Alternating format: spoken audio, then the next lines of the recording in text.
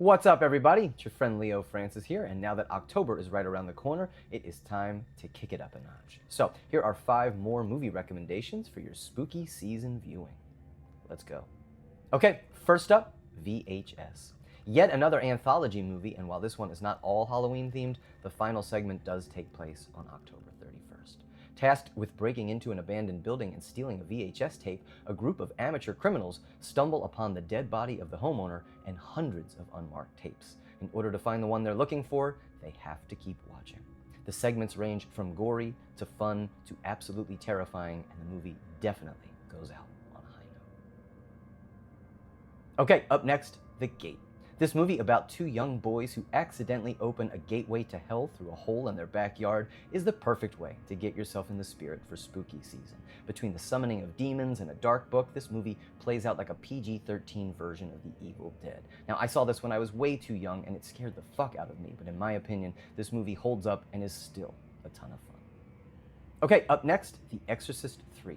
Now, I know the original film in the series is the one that usually gets all the attention here, and rightfully so, but in 1990, William Peter Blatty gave us a true Exorcist sequel that, in my opinion, is right on par with the original in terms of both scares and storytelling. When demonic murders start happening all around the Georgetown area, Lieutenant Kinderman begins to investigate, as it seems the murders are somehow connected to his close friend, the recently deceased Father Damien Karras. This movie also contains what is potentially the best jump scare ever committed to film.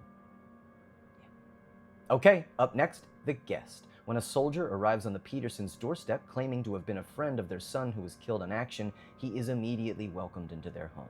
But who he really is and what he really wants remain unclear as a body count begins piling up around the family.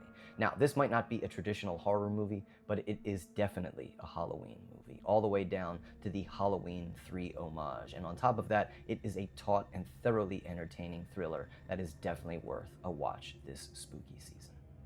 Okay, and finally, The Monster Squad. This movie came out when I was a budding 9-year-old horror fanatic, and I have to say I felt like it spoke directly to me.